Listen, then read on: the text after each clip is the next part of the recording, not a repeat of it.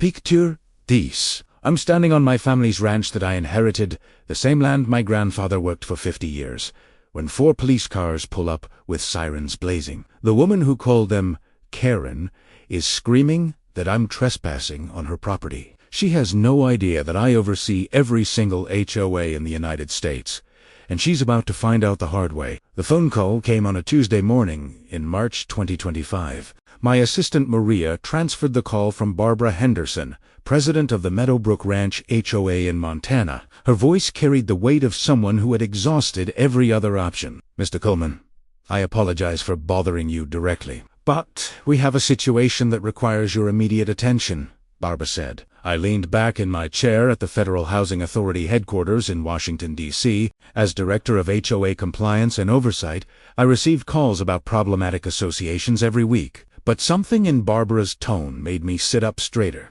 What kind of situation are we talking about? I asked, pulling up my laptop. We have an HOA member, Karen Mitchell, who has been systematically harassing property owners for the past 18 months. She's filed over 40 frivolous complaints. She photographs homes without permission, measures fence heights at odd hours, and she's driven 3 families to sell their properties just to escape her intimidation. I accessed our national HOA data. Give me your association number. Barbara provided the digits. Within seconds, I had the file on screen. 32 properties, established in 19... My chest tightened as I read the property descriptions. Meadowbrook Ranch, Montana, Favaka Parcels. Barbara, I said slowly, what's the address range for your HOA? She listed them. My hands went cold when she mentioned 1427 Ridgeline Road. My grandfather's ranch. My grandfather, Samuel Coleman, had owned 200 acres in Paradise Valley. When the developer came in '98, Grandpa Sam refused to sell. He died 5 years ago and left me the property. Senora Henderson, I said carefully, I need to inform you that I own property within your HOA boundaries. 1427 Ridgeline Road. There was a stunned pause. Oh my God. You're Samuel Coleman's grandson. I should have connected your last name. That's right. My grandfather refused to join the HOA when it formed. He was grandfathered in. His property has always been exempt. But Mr. Coleman, that's actually part of the problem. Karen has been claiming your property should be forced into the HOA. She tells people you're an absentee owner who doesn't care about the community, that your land is bringing down property values. Heat rose in my face. My property is maintained. I have a caretaker who checks on it monthly. I know your land is beautiful, but Karen doesn't care about facts. Last week she filed a formal petition claiming to have found a legal loophole to force your property into the HOA. She's also been telling people she's going to buy your land at a tax auction because you're supposedly behind on payments. Now I was angry. My taxes were paid 3 years in advance. When is this woman planning to make her move? That's why I'm calling. She got access to county records and saw you haven't visited in 8 months. 2 days ago, she filed a complaint with the county, claiming the property is derelict and poses a danger. If no one contests it within 10 days, the county will inspect it, and if they find violations, they could potentially seize it through eminent domain. I was already looking up flights to Montana. That's illegal on multiple levels. I know, but she has a lawyer, her cousin, who's helping her navigate loopholes. The county administrator is new and doesn't know the history. Karen shows up to every meeting with binders full of photos and documents. The administrator thinks she's a concerned citizen. How much time do I have? 8 days. The inspection is scheduled for next Friday. I booked a flight for the next morning. Barbara, I'll be there tomorrow. Don't tell anyone I'm coming, especially not Karen. Are you sure? She's going to make your life hell. She's driven out 3 good families who just wanted to live in peace. I'm sure, I said. And Barbara, when this is over, I want a full report on every family Karen has said. If they were forced to sell under duress, there may be grounds for legal action. The next morning, I flew from Reagan National to Bozeman. As the plane descended over the Rockies, nostalgia and determination filled me. The property had been in my family since 1947. I rented a truck and drove to Paradise Valley. The ranch sat at the end of a gravel road, surrounded by snow-capped mountains. As I passed the newer HOA properties with their perfect landscaping and identical mailboxes, I understood what Grandpa Sam meant about the valley losing its soul. I pulled up to my gate. Jim Rodriguez, my caretaker, had maintained everything well. I had just parked when I heard another vehicle. A silver Mercedes SUV stopped at my gate. A woman in her early 50s stepped out, wearing expensive workout clothes and designer sunglasses. Her blonde hair was pulled tight, and she carried herself with aggressive confidence. This had to be Karen. She cupped her hands. "Excuse me, you're trespassing. This land is subject to HOA. Oversight has stepped out. I'm sorry. Are you talking to me?" "Yes. This property is under HOA jurisdiction. The owner is delinquent and has abandoned it. Leave now, or I'm calling the police." I smiled. "I'm Michael Coleman. I own this property. It's not under HOA jurisdiction. My grandfather was grandfathered in." Her face reddened. That loophole was eliminated. "The county has new regulations." I filed the proper paperwork. "No. Federal law prohibits involuntary inclusion of grandfathered properties unless the owner consents." Her eyes narrowed. "Who are you to quote federal law?" "I'm the director of HOA compliance and oversight for the Federal Housing Authority. I write the regulations that govern HOAs across the United States." Karen went white. She pulled out her phone. "I don't believe you. I'm calling the police. You're impersonating a federal official." I held up my federal ID. "I'll wait."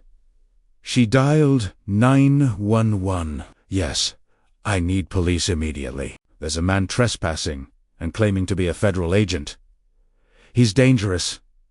Please hurry." She hung up and glared. "You're going to jail." I leaned against my truck. "Karen, filing a false police report is a crime. When they arrive, tell the truth." "I'm not lying. You're the one lying. This land should be seized and redistributed to people who will use it properly." "Seized and redistributed? Are you familiar with the Fifth Amendment?" Her jaw clenched. "We'll see what the police say." 8 minutes later, sirens approached. 2 sheriff's vehicles pulled up, followed by a Montana Highway Patrol car. 3 officers stepped out, hands near their weapons, approaching cautiously. The lead officer, a tall man in his 40s with gray at his temples, approached. "Sheriff Tom Brennan, we got a call about a trespasser and potentially dangerous individual who wants to explain what's going on." Karen rushed forward. "Sheriff, thank God you're here. This man is trespassing on HOA property. He claims to be a federal official, but I think he's lying. The property owner hasn't been here in months. And suddenly this stranger shows up claiming to own the place." Sheriff Brennan turned to me.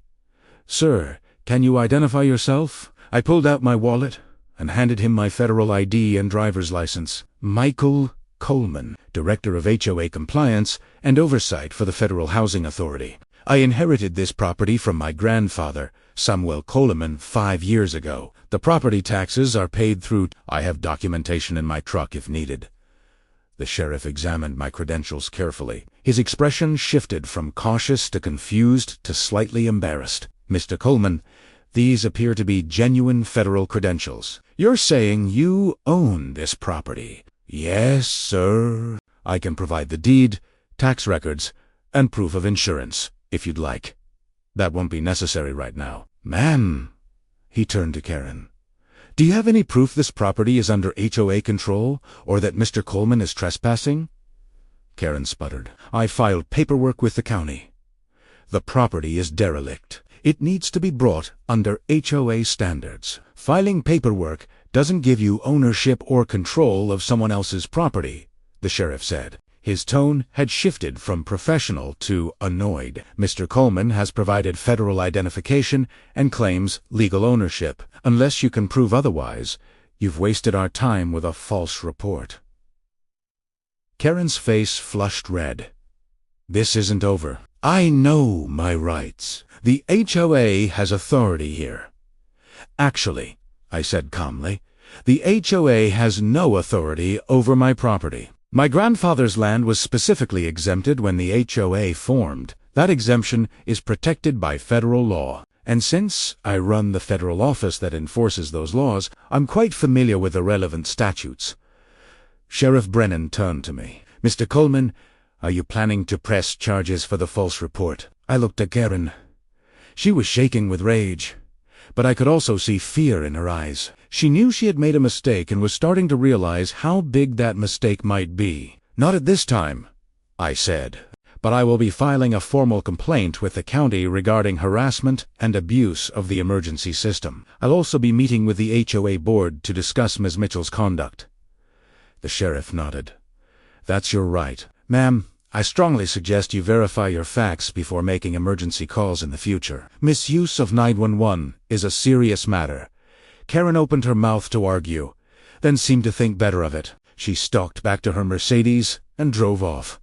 Tires spitting gravel. After the officers left, I stood in front of my grandfather's house and took a deep breath. The mountains were beautiful in the afternoon light. The air smelled like pine and sage.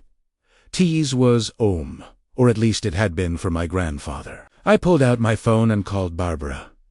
It's Michael Coleman. I've had my first encounter with Karen Mitchell. Barbara sighed. Let me guess. She called the police. 3 cars.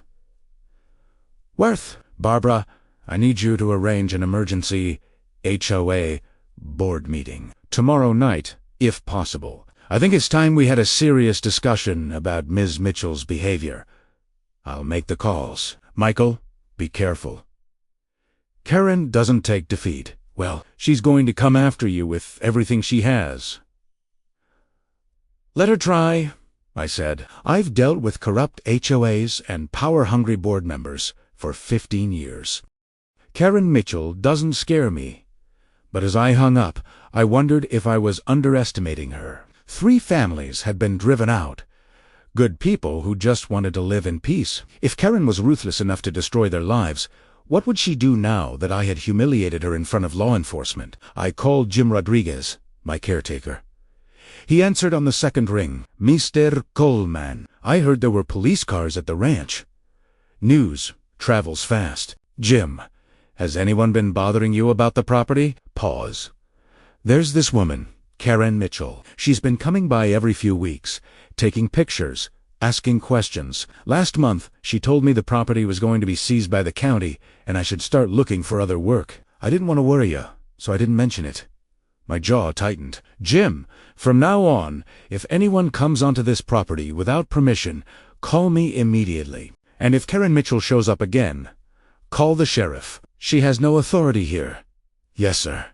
Mr. Coleman, if you don't mind me saying, be careful with that woman. She got the Ramirez family run out 2 years ago. Miguel Ramirez was a good man, but she made his life hell, filed complaints about his truck, his fence, his kids playing outside. She even called Child Protective Services on them twice. Both calls were unfounded, but it destroyed them. They moved back to California.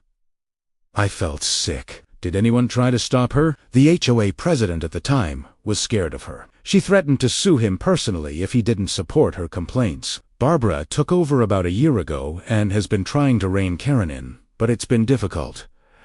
Well, things are about to change, I said. I'll be staying at the ranch for at least a week. If you see me around, don't be surprised.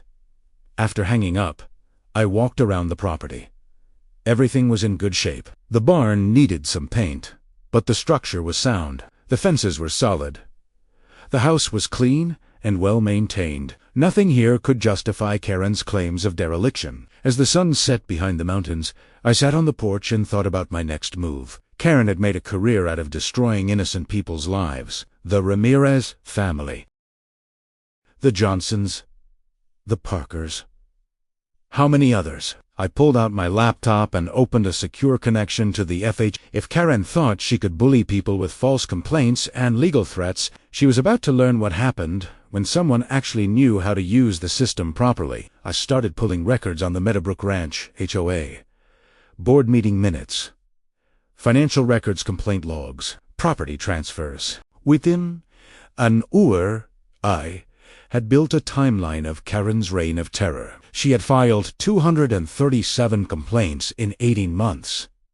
237? Some properties had been cited 15 or 20 times for violations ranging from trivial to completely fabricated. The Ramirez family alone received 42 complaints in 8 months before they sold their home and fled. But what really caught my attention was the pattern of property sales. Every home Karen had targeted extensively sold within a year, usually at below-market prices. And in 3 cases, properties were purchased by an LLC called Mountain View Investments. I ran a corporate search on Mountain View Investments. The LLC was registered in Delaware, which meant the ownership was hidden, but the registered agent was a law firm in Billings, Montana. The same law firm where Karen's cousin worked. This wasn't just harassment. This was a calculated scheme to force people out and acquire their properties at bargain prices. I leaned back and smiled. Karen had picked the wrong property to target. Tomorrow's HOA meeting was going to be very interesting. The next evening, I arrived at the Meadowbrook Ranch Community Center 30 minutes before the emergency board meeting. The building was a modest structure that doubled as a meeting space and small event venue. Through the windows, I could see Barbara arranging chairs and setting up a projector. I walked in, carrying my laptop and a thick folder of documents. Barbara looked up and smiled, but I could see the tension in her shoulders. She wore a red blazer, her blonde hair pulled back, red glasses perched on her nose. She had clearly been preparing for this confrontation for a long time. "Michael, thank you for coming. I have to warn you. Karen has been calling board members all day. She's telling people you're some kind of government agent sent here to seize HOA properties for federal development. She even claims you're working with some conspiracy to destroy suburban communities." I had to laugh at that one. That's remarkably creative. "Does anyone actually believe her?" Barbara shrugged, setting down a stack of papers. 2 of the 5 board members are completely terrified of her. They'll probably side with whatever she says, just to avoid becoming her next target. But the other 2 are absolutely fed up. They've been waiting for someone, anyone, to stand up to her. They see this as their chance. "What about you? Where do you stand?" Barbara raised her hand as if taking an oath. "I'm with you, 100%. Karen has destroyed this community. People are afraid to paint their shutters without worrying she file a complaint. Families move away rather than deal with her harassment. It needs to stop." I set my folder down on the table. "Barbara, before everyone arrives, I need to show you something. Last night, I pulled records from the federal HOA database. Karen's behavior isn't just harassment. It's a criminal enterprise." I opened my laptop and showed her the spreadsheet I had created. Property addresses, complaint dates, sale dates, and purchase records, all color-coded and cross-referenced. I had spent hours organizing the data into an irrefutable timeline of Karen's activities. Barbara leaned in, studying the screen carefully. Her eyes widened as she traced the patterns with her finger. "Oh my God." She targets properties systematically, files complaint after complaint until the owners can't take it anymore and sell. And then Mountain View Investments, LLC swoops in and purchases them at below-market prices. I finished. The LLC is registered to a law firm in Billings, where Karen's cousin works as a real estate attorney. I verified the corporate filings this morning. The timing is too perfect to be coincidence. Barbara sat down heavily in a chair, her hand over her mouth. "This is fraud and this is actual prosecutable fraud. And we enabled it every time we approved one of her complaints, every time we sent those violation letters. We were helping her steal people's homes." "You didn't know," I said gently. "Karen is sophisticated. She made everything look legitimate. She showed up with photos, measurements, documentation. She quoted HOA bylaws, chapter and verse. She made herself look like a concerned citizen protecting property values." "That doesn't make me feel better," Barbara said quietly. "Those families trusted us to be fair. We failed them." "Yes, it is. And I'm going to present this information tonight. But I wanted you to see it first, because you're going to need to decide how far you want to take this. If we expose Karen, There will be legal consequences for her and possibly for the HOA if it's determined the board enabled her behavior. Barbara looked at me with steel in her eyes. How far do I want to take this? Michael, I want to take it all the way. The Ramirez family lost their home because of her. The Johnsons, the Parkers, all of them, they deserve justice. Then we need to be strategic. Tonight, we present the facts. We let the board see the pattern. And then we give Karen one chance to resign from the HOA and return the property she acquired through fraud. If she refuses, we go to the FBI. Barbara nodded slowly. The FBI? You can really do that. I work for the Federal Housing Authority. We have direct lines to the FBI's white-collar crime division. This is textbook real estate fraud, conspiracy, and potentially mail-and-wire fraud if she used electronic communications to facilitate the scheme. They'll be very interested. Before Barbara could respond, the door opened. A man in his 60s walked in, followed by a younger couple. Barbara stood and made introductions. Michael, this is David Chun, our treasurer, and Sarah and Tom Wilson. Board members, everyone. This is Michael Coleman, the owner of the Coleman property and director of HOA compliance and oversight for the Federal Housing Authority, I said, shaking hands. I appreciate you taking the time to meet on short notice. David Chun looked impressed. We heard Karen called the police on you yesterday. Is that true? Yes, she did. Filed a false report, claiming I was trespassing on my own property. The sheriff was not amused. Sarah Wilson laughed. I wish I could have seen her face when she realized who you were. It was memorable, I said. But that's actually what I want to discuss tonight. Karen's behavior has escalated beyond simple HOA busybody territory. I've uncovered evidence of a systematic fraud scheme. Tom Wilson frowned. Fraud. That's a serious accusation. I have serious evidence, I replied. But let's wait until everyone is here. I only want to go through this once. Over the next 15 minutes, more people arrived. Community members, not just board members. Word had spread about the emergency meeting, and people wanted to see what would happen. Some came because they had been victims of Karen's complaints. Others came out of curiosity. By 7 p.m., there were 23 people crowded into the community center, filling every chair and lining the walls. Karen was the last to arrive. She swept in at 7:05, wearing designer clothes and an expression of righteous indignation that suggested she believed she was walking into her moment of triumph. 2 people followed her into the room. A man in an expensive suit, who I assumed was her lawyer cousin, and a woman who appeared to be there for moral support. Barbara called the meeting to order. Thank you all for coming. This emergency session was called to address concerns regarding HOA member conduct and compliance issues. Michael Coleman has requested time to speak. Karen stood up immediately. Point of order. This man has no standing to speak at an HOA meeting. His property isn't even part of the HOA. He's a trespasser and a liar. I remained seated. Barbara raised her hand. Karen, Mr. Coleman is here at my invitation as HOA president. He's also a federal official with oversight authority over this HOA, has every right to be here. He's not a federal official. He's impersonating one. I've filed a complaint with the FBI. I pulled out my federal credentials and held them up. Sheriff Brennan verified these yesterday. Would you like to verify them again, Karen? I have the direct number for the FHASDC headquarters, if you'd like to call and confirm my identity. Karen's face flushed, but she sat down. The man next to her whispered something in her ear. I guessed this was the cousin, the lawyer.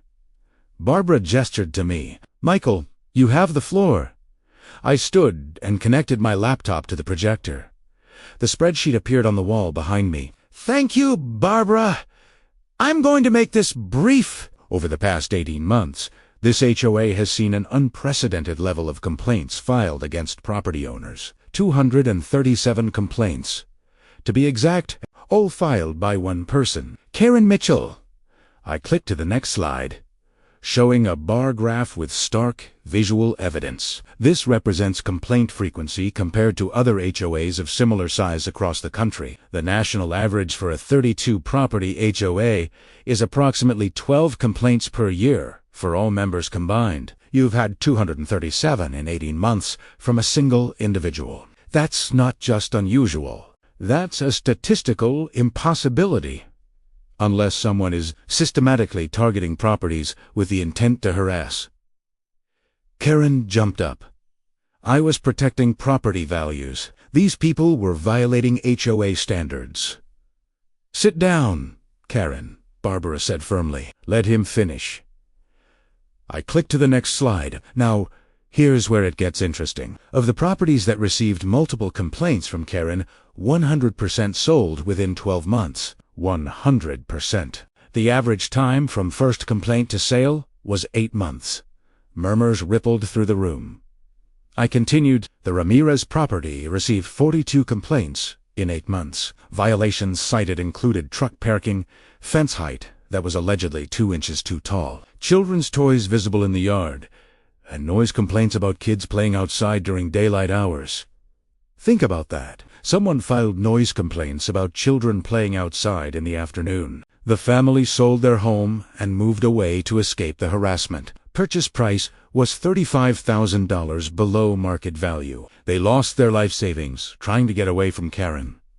I clicked again. The Johnson property. The Parker property. Same pattern. Harassment through frivolous complaints, followed by distressed sales at below market prices.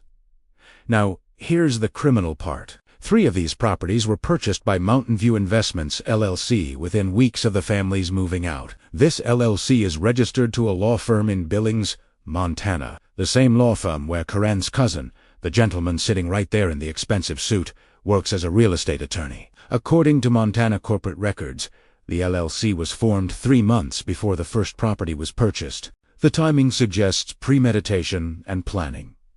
Every head in the room turned to look at the man sitting next to Karen. He had gone pale.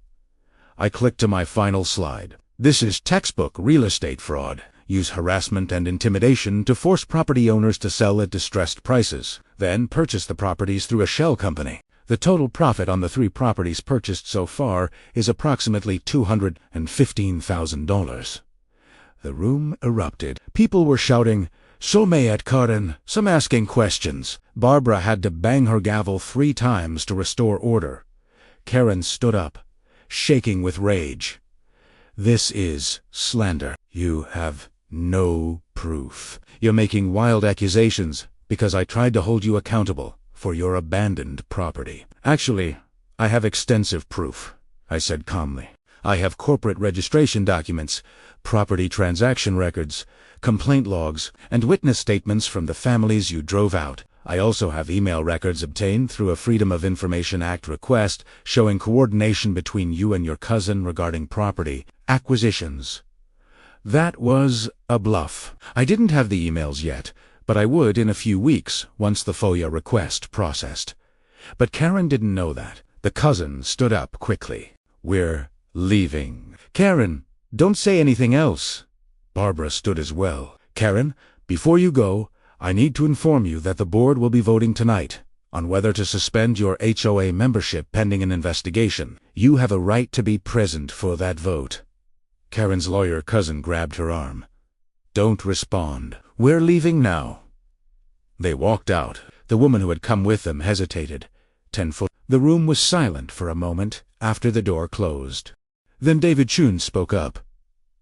Michael, what happens now? Do we call the police? The police would refer this to the FBI anyway, I said. Real estate fraud across state lines, which this is since the LLC is registered in Delaware, falls under federal jurisdiction. I'll be filing a formal complaint with the FBI's White-Collar Crime Division tomorrow morning. Sarah Wilson raised her hand. What about the families who lost their homes? Can they get them back? That depends on several factors, I said. If the FBI builds a case and it goes to trial, the families could potentially sue for damages. They might be able to force the sale of the properties back to the original owners or receive financial compensation. But that's a long process. Tom Wilson stood up. I want to go on record as saying I had no idea this was happening. Karen always presented her complaints as legitimate concerns about property standards. I feel sick that we enabled this. Several other people nodded in agreement.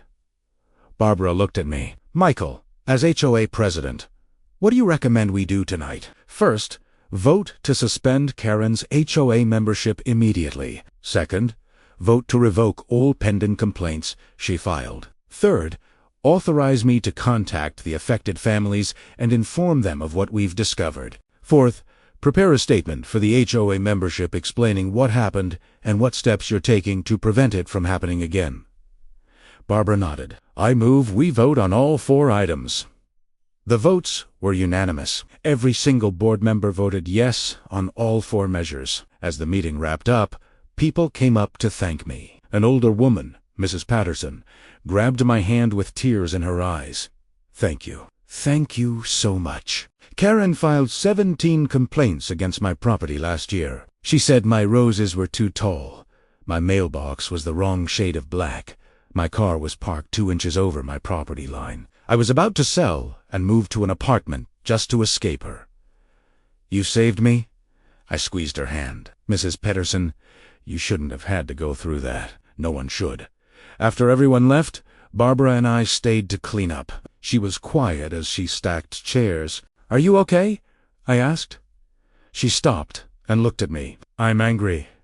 I'm angry at Karen for what she did. I'm angry at myself for not figuring it out sooner. I'm angry at the previous board president for being too scared to stand up to her. Good people lost their homes. Michael, families were destroyed. I nodded. You're right to be angry. But you did figure it out. Ju Khalid.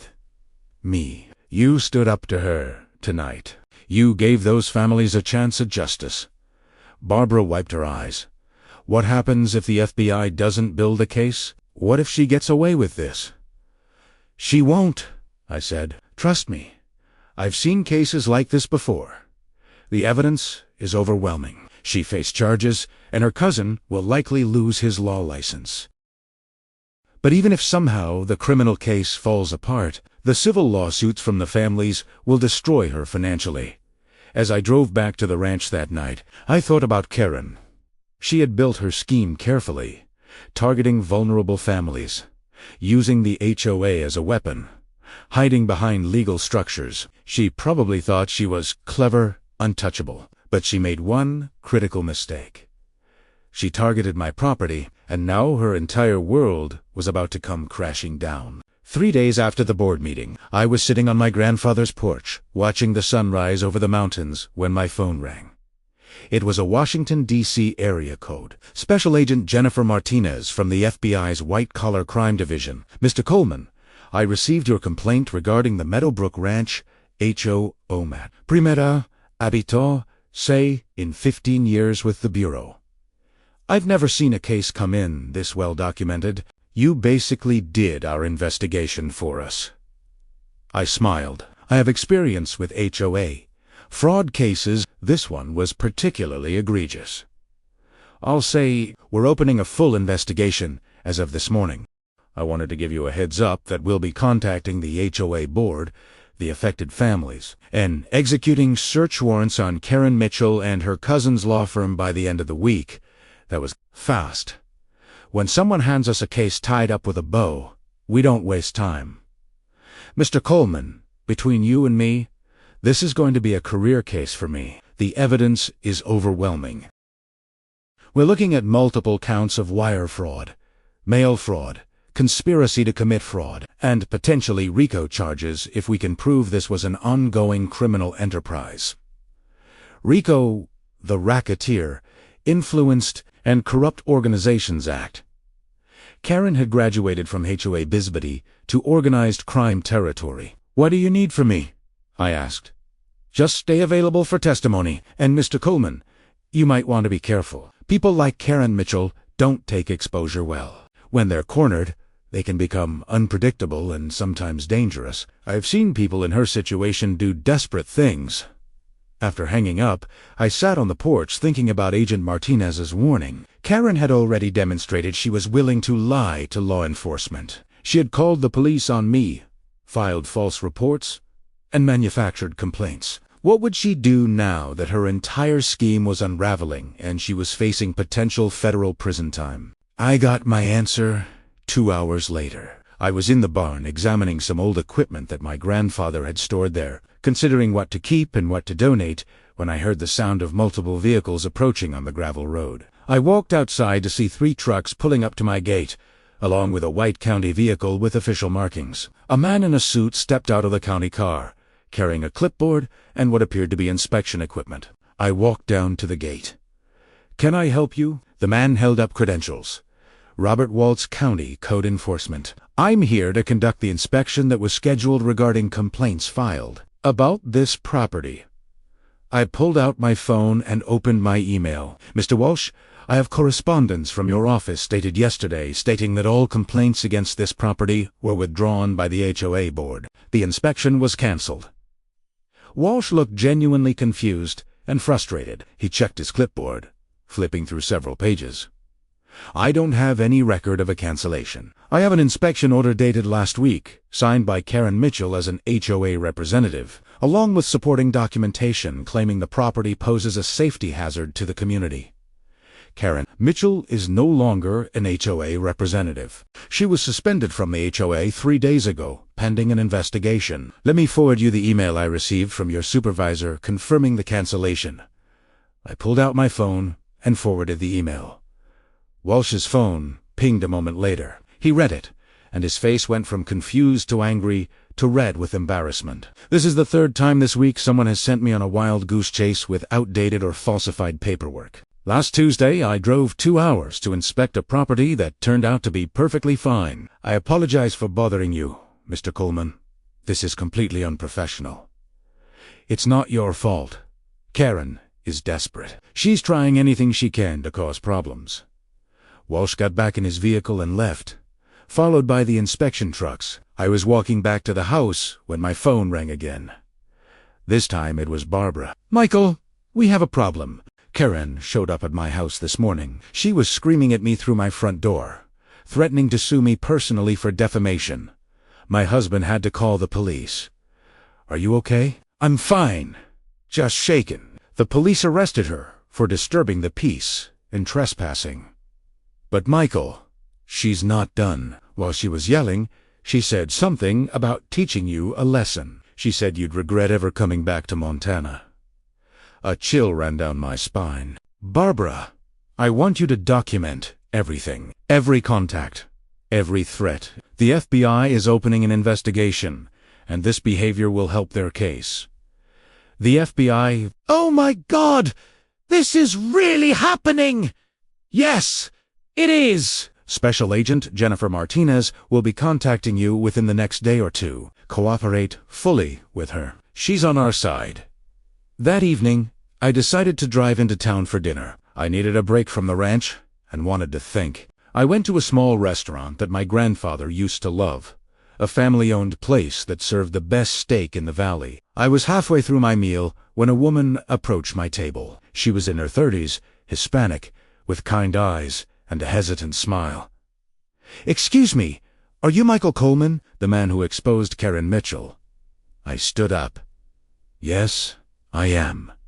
"And you are?" "Rosa Ramirez. My family, we used to live in Meadowbrook Ranch. We were the ones Karen drove out 2 years ago." I gestured to the empty chair across from me. "Please, sit down. I've been hoping to talk to you." Rosa sat, her hands clasped tightly together. "Barbara called me yesterday. She told me what you found. About the fraud, about Mountain View Investments. Mr. Coleman, you have no idea what that woman did to my family." "Tell me," I said gently. "I need to understand the full scope of what happened." Rosa took a shaky breath, her hands trembling slightly. "We bought our house in Meadowbrook Ranch in March of 2020. It was our absolute dream home. My husband Miguel worked 2 jobs for 3 years to save for the down payment.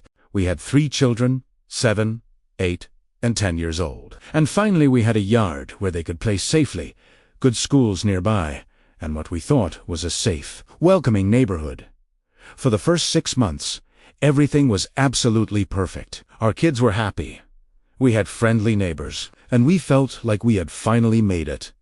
Then Karen started her campaign against us. First, it was complaints about Miguel's work truck. He's a licensed contractor. He needs his truck for his business. She filed 3 separate complaints in 1 week, claiming it was a commercial vehicle that violated HOA rules. We provided documentation proving that it wasn't commercial, just a regular pickup truck. She ignored the evidence and filed more complaints, this time claiming the truck was parked improperly or was too dirty. Rosa's voice cracked with emotion. Then she started targeting our children. She said they were too loud when they played. They were playing in our own backyard in the middle of the afternoon, doing normal kid things like riding bikes and playing tag. She called the police on them twice for noise violations. The police came, saw our kids playing normally, and told us there was no violation. But Karen kept calling. I felt sick.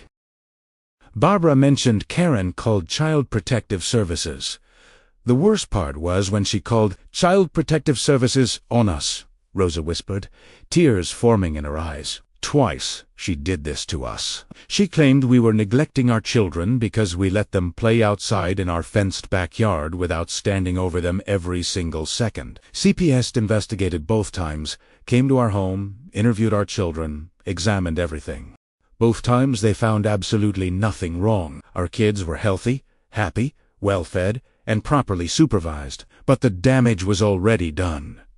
Our children were traumatized by the CPS visits. They didn't understand why strangers were asking them questions about their parents. They became afraid to go outside because they thought it would get us in trouble. My 8-year-old daughter started having nightmares about being taken away from us and placed in foster care. She would wake up screaming at 2 in the morning. My 10-year-old son started wetting the bed again, something he hadn't done since he was 4.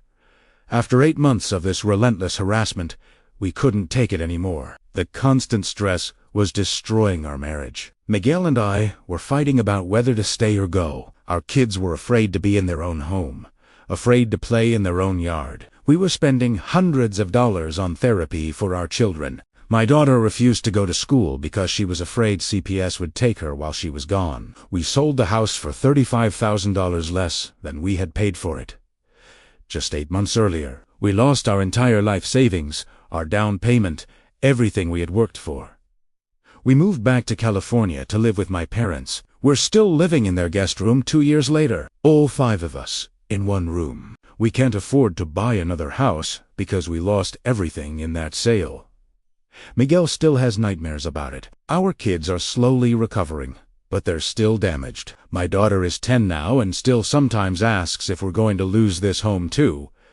I reached across the table and squeezed her hand. Rosa, I'm so sorry. What Karen did to your family is unforgivable. Rosa wiped her eyes. Barbara said the FBI is investigating. Is that true? Can we get our house back? The FBI is definitely investigating. As for getting your house back, that depends on several factors. If Karen is convicted, you could sue her and Mountain View Investments for damages. You might be able to force them to sell the house back to you at the price they paid, or you might receive compensation that would allow you to buy another home. It's not just about the money, Rosa said. I want her to know what she did. I want her to know she didn't just take a house from us. She took our children's sense of security. She took our dreams. She almost took our family.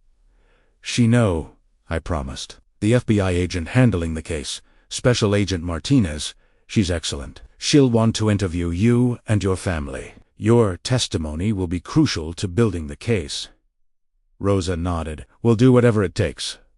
Mr. Coleman, thank you. Thank you for seeing what she was doing. Thank you for stopping her. You saved other families from going through what we went through. After Rosa left, I sat in the restaurant thinking about her kids, afraid to play in their own yard. I thought about her daughter having nightmares. My phone buzzed with a text from Jim Rodriguez. Boss, you need to come back to the ranch. Now, I threw money on the table and ran to my truck. The drive back to the ranch took 15 minutes, but felt like an hour. As I pulled up to the gate, I saw what Jim was talking about. Someone had spray-painted thief and LIR across my gate in red paint. My mailbox had been knocked over, and there were tire tracks in my driveway where someone had driven through, tearing up the gravel. Jim was standing by the house, holding his phone. "I called the sheriff. I got here about 30 minutes ago and found this. Security cameras caught a silver Mercedes SUV. Want to guess who owns a silver Mercedes SUV? Karen," I said grimly. "Did the cameras get a clear shot of the license plate?" "Crystal clear. Already sent the footage to Sheriff Brennan." 20 minutes later, Sheriff Brennan arrived with 2 deputies. He examined the damage and watched the security footage on my laptop. "That's Karen Mitchell's vehicle," he confirmed. "We can see her face clearly in the footage when she gets out to spray paint the gate. This is criminal mischief, vandalism, and trespassing. Combined with her arrest this morning at Barbara Henderson's house, she's looking at serious charges." "Will you arrest her tonight?" I asked. Brennan nodded. "We're heading to her house right now." "Mr. Coleman, I have to ask, what did you do to make this woman so angry? In 23 years of law enforcement, I've never seen someone unravel this fast." I smiled without humor. "I exposed her fraud scheme. She was using the HOA to drive families out of their homes so she could buy their properties cheap through a shell company. She'd probably made over $200,000 doing it." I stopped her. Brennan whistled low. "So that's what this is about. I heard rumors about an FBI investigation. Is that connected?" "Yes. Special Agent Martinez is handling it. You might want to coordinate with her. Karen's behavior tonight will be relevant to their case. I'll give her a call." "Mr. Coleman, for what it's worth, your grandfather would be proud of you. Sam Coleman was a good man who stood up for what was right. You're following in his footsteps."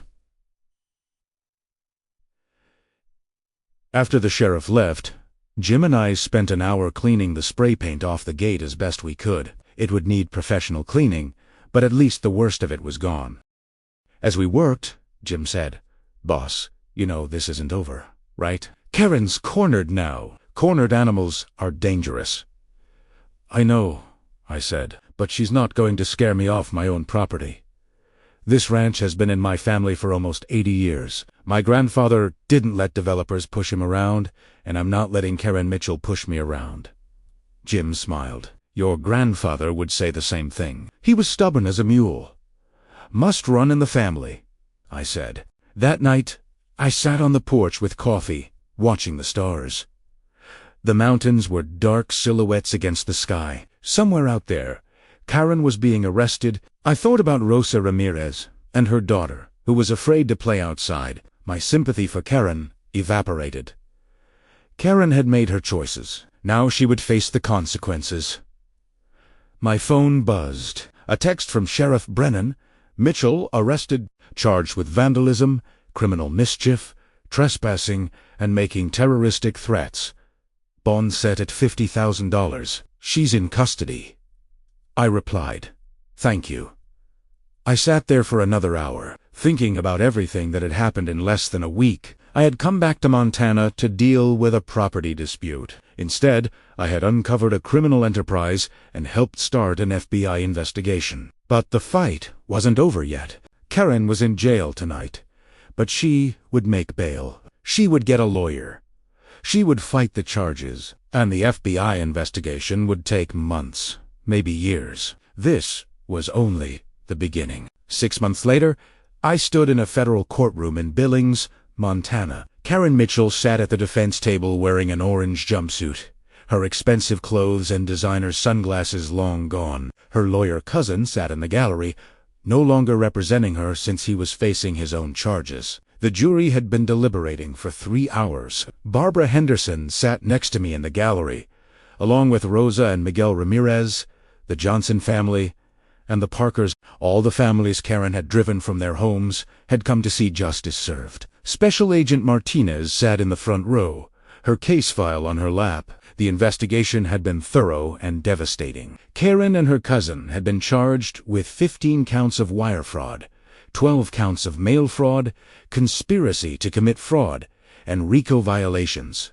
The evidence was overwhelming. The past 6 months had been a whirlwind of legal activity and emotional turmoil. after Karen's arrest for vandalizing my property. She had spent 3 uncomfortable days in county jail before her family posted the $50,000 bail. But the FBI had moved with remarkable speed and efficiency. Within 2 weeks of the board meeting, they had executed coordinated search warrants on her home, her cousin's law office, and all the properties owned by Mountain View Investments, LLC. What they found during those searches was even worse than I had originally suspected. Karen and her cousin had been running this elaborate scheme for over 3 years, not just the 18 months I had initially documented. They had systematically targeted properties in 4 different HOAs across Montana, spreading their operation across multiple communities to avoid detection. The total value of the fraud exceeded $1.2 million, affecting dozens of families.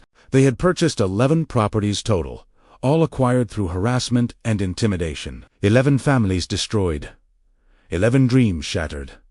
All so Karen could line her pockets. The trial had lasted 3 intense weeks. I had testified on the first day, spending 4 hours on the stand explaining the federal regulations governing documenting the complaint patterns, and walking the jury through the financial transactions that connected Karen to Mountain View Investments. Barbara had testified about the board meetings, Karen's aggressive and intimidating behavior, and how she had manipulated HOA procedures to her advantage. But it was the testimony of the families that had truly made the case unforgettable. Rosa Ramirez had taken the stand on day 7 of the trial. She had told her story in a quiet, steady voice that somehow made it even more powerful. She described her daughter's nightmares in excruciating detail, the CPS investigations that had traumatized her children, the constant fear and anxiety that had consumed their family for 8 months. When she finished, she broke down in tears on the witness stand.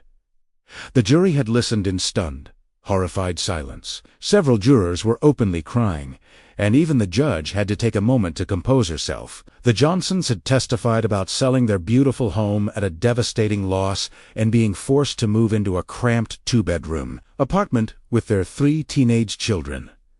Mr. Johnson, a proud man in his 50s, had cried on the stand describing how humiliated he felt that he couldn't provide a proper home for his family anymore. The Parkers had described in painful detail how Karen's relentless harassment had triggered Mr. Parker's massive heart attack. He had survived, but the medical bills had bankrupted them completely. They had lost their home, their savings, and nearly lost his life. Karen's defense strategy had been surprisingly weak and unconvincing. Her high-priced lawyer from Billings had tried desperately to argue that she was simply a concerned citizen trying to protect property values and maintain community standards. But the emails recovered by the FBI had completely sealed her fate. The Bureau had recovered hundreds upon hundreds of emails between Karen and her cousin, spanning 3 years, explicitly and callously discussing which properties to target next, how to maximize the number of complaints to break the owner's spirits, and how to carefully time the property acquisitions to avoid suspicion. In one particularly damning email, Karen had written, "The Ramirez family is close to breaking. Keep up the pressure. Once they list the house, we can lowball them, and they'll accept out of desperation." The courtroom door opened. The jury was back. Everyone stood as the judge entered. Judge Patricia Morricine was a stern woman in her 60s who had clearly been appalled by the evidence presented during trial. She took a seat and gestured for everyone to sit. "Has the jury reached a verdict?" "Se asketh." The jury foreman stood. "We have, Your Honor." "On the count of conspiracy to commit fraud, how do you find the defendant?" "Guilty." Barbara squeezed my hand. Rosa was crying silently. The foreman continued through all the counts. "Guilty, guilty, guilty." All 27 counts. Karen sat motionless at the defense table, her face pale. Judge Morrison addressed the jury. "Thank you for your service. This has been a difficult case. Sentencing will be scheduled for 30 days from today. The defendant will remain in custody without bail pending sentencing." Karen was led away in handcuffs. She never looked at any of us. Her lawyer cousin had already fled the courtroom. Outside the courthouse, the families gathered. Rosa hugged me tightly. "Thank you. Thank you for believing us. Thank you for fighting for us." Agent Martinez joined us. This is a good day. Karen Mitchell is facing 20 to 30 years in federal prison. Her cousin will likely get 15 to 20, and there's more. Good news? She pulled out a folder. The court has issued an order freezing all assets connected to Mountain View Investments. The properties will be sold, and the proceeds will go to the victims as restitution. Based on current market values, each family should recover their losses, plus additional compensation for damages. Miguel Ramirez, who had been quiet throughout the trial, finally spoke. Does that mean we can buy our house back? Agent Martinez smiled. Actually, the court is going to give you first right of refusal on your original properties. You'll be able to purchase them back at the price you sold them for, adjusted for any improvements. The difference between that and the current market value will be paid to you as additional restitution. Rosa started crying again, but this time they were tears of joy. We can go home. The kids can go home. The Johnsons and Parkers were also celebrating, asking Agent Martinez questions about the timeline and process. Barbara stood next to me, watching with satisfaction. We did it, she said quietly. We actually did it. You did it. I corrected. You called me. You stood up to her. You gave these families their voice back. Barbara raised her hand and smiled. I'll take some credit, but you're the one who exposed the whole scheme. Without you, Karen would still be terrorizing families. A month later, I attended Karen's sentencing hearing. Judge Morrison had reviewed the pre-sentencing reports, victim impact statements, and recommendations from both sides. Karen's lawyer had argued for leniency, claiming she had mental health issues and was remorseful. But the victims had submitted powerful statements. Rosa had written about her daughter's ongoing therapy and nightmares. The Johnsons had described their financial ruin. Mrs. Patterson from the HOA had written about the 17 complaints Karen filed against her and how she had contemplated suicide to escape the harassment. Judge Morrison read through the statements, her expression growing harder with each page. Finally, she looked at Karen. Ms. Mitchell, I have presided over fraud cases for 22 years. I have seen greed, I have seen callousness, and I have seen cruelty. But I have rarely seen someone who caused as much deliberate suffering as you have. You didn't just steal money. You stole people's sense of security. You traumatized children. You destroyed marriages. You drove good people from their homes through systematic harassment and intimidation. You weaponized a homeowners association, an organization meant to maintain community standards, and turned it into an instrument of terror. The pre-sentencing report recommends 18 years. The prosecution has asked for your defense has asked for 10. I have carefully considered all the factors, including your lack of prior criminal record, your age, and the statements from your family asking for mercy. Judge Morrison paused. Karen was crying now, her shoulders shaking. However, I must also consider the severity of your crimes, the number of victims, and the calculated, premeditated nature of your actions. This was not a crime of passion or desperation. This was a multi-year criminal enterprise designed to enrich yourself at the expense of vulnerable families. I hereby sentence you to 28 years in federal prison on the fraud counts, to run consecutively with an additional 5 years on the RICO charges, for a total of 33 years. You will be eligible for parole after serving 85% of your sentence, which would be approximately 28 years. Karen collapsed. Her lawyer caught her. The courtroom was silent, except for her sobbing. 33 years. Karen was 53 years old. She would be in her 80s before she was eligible for release. Judge Morrison continued. Additionally, I am ordering full restitution to all victims in the amount of $1.8 million to be paid from the liquidation of your assets and those of Mountain View Investments. You will also be required to issue written apologies to each family you harmed, though I suspect no apology can repair the damage you have caused. As Karen was led away, I looked at the families in the gallery. There was no celebration, no cheering, just quiet relief. Justice had been served, but the scars remained. 3 months later, I stood watching the Ramirez family move back into their home. They had closed on the property the week before, buying it back for exactly what they sold it for. The restitution fund gave them an additional $90,000, Rosa's kids were running around the yard, laughing and playing without fear. Their daughter, who had been so traumatized, was riding her bike in circles. Her face lit up with joy. Miguel shook my hand firmly. "Mr. Coleman, we can never thank you enough. You gave us our life back. You gave our children their home back. You deserved justice," I said simply. "No family should ever have to go through what you went through."